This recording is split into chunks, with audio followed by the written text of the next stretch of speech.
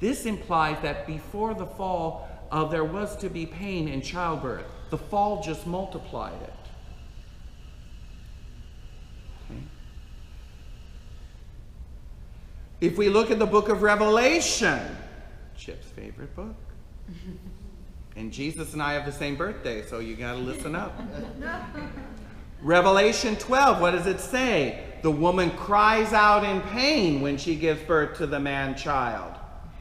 And everyone, not everyone, but a lot of people, we discussed this when we did Revelation, the woman clothed with the sun. Who is that? Mary. Well, she cried out in pain in this image. What's going on? Did she or didn't she have pain? Here's the bottom line. In fact, no one was there but Mary and the midwives. St. Thomas wasn't there. I've got news. He wasn't there. Joseph wasn't there.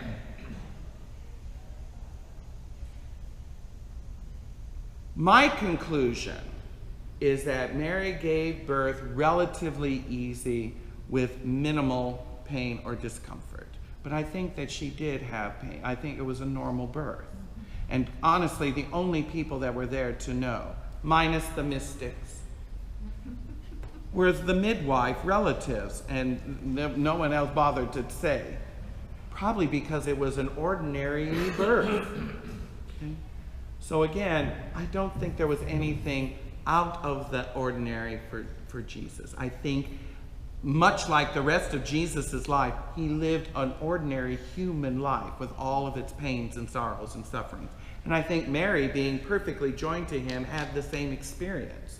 It may have been less difficult, less painful than most, but I think that that was what the case is.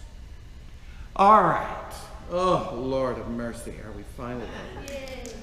Let's put this all together. What was the first Christmas probably like? The Roman Emperor Caesar Augustus calls for a census sometime around AD BC. On July 17th, 7 BC, the angel Gabriel tells Mary she is to be the mother of the Messiah.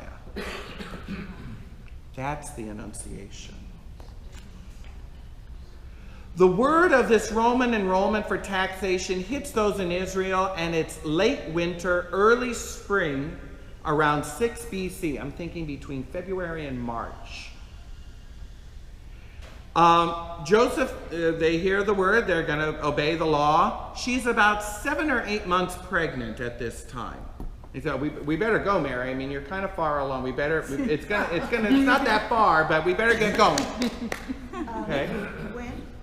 July 17th is exactly 9 months to April. Yes. Right. Okay. Yeah.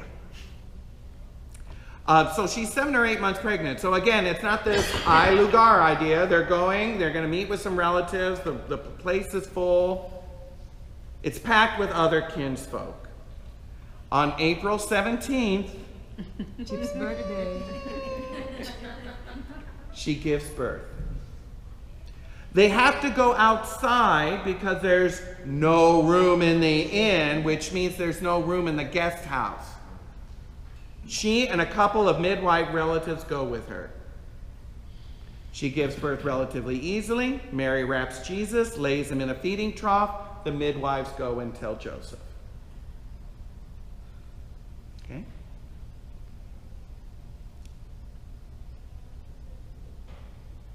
At the same time, astrologers in Persia note an unusually bright conjunction of stars, and they surmise it's the sign of the birth of the King of the Jews. And they base this on the leftover scriptures that they had when the Jews were in exile in Persia. So they had some idea that this could have been happening. They decide to report and to go on a journey to find out. In Bethlehem, at the same time, shepherds are greeted with a chorus of angels telling them about Jesus' birth. So they go and they see him swaddling cloths and lying in a feeding trough in a cave with Mary and Joseph, just like Luke says. Mary and Joseph decide to stay in Bethlehem sometime after the enrollment, at least a year, maybe 2. The other relatives go home. Around 3 or 4 BC, the wise men finally arrive in Jerusalem. They go to Herod's palace because he's a king. You go to a palace to find out where the king's born. Herod doesn't know what they're talking about. They tell him they saw a star about 2 years ago in which in which this king was to be born.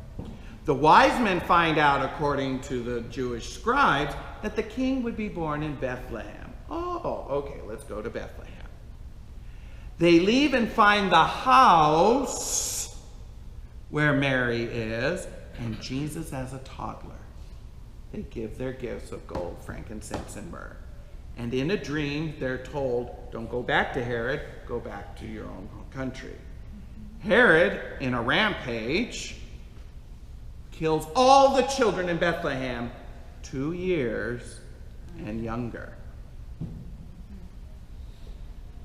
Mary and Joseph use some of the gold given to them and leave Bethlehem for Egypt, and they settle there until Herod eventually dies, and they finally get word.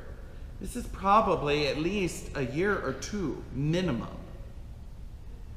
Once they get the word and they feel it's relatively safe, they make the journey out of Egypt and settle in Nazareth, where they raise Jesus until he is old enough to begin his ministry. And I think that is what we can safely say, based on our Gospels, was how the first Christmas came about. And Jim, there wasn't necessarily 3 kings. Correct. We don't know how many there were. Yeah. Just 3 gifts did not mean 3 kings. Right. And again, I would say they're not kings. They're advisors. They're astrologers. And again, the Greek word, they're called magi, which is where we get the word magician from. These were astrologers, advisors to kings.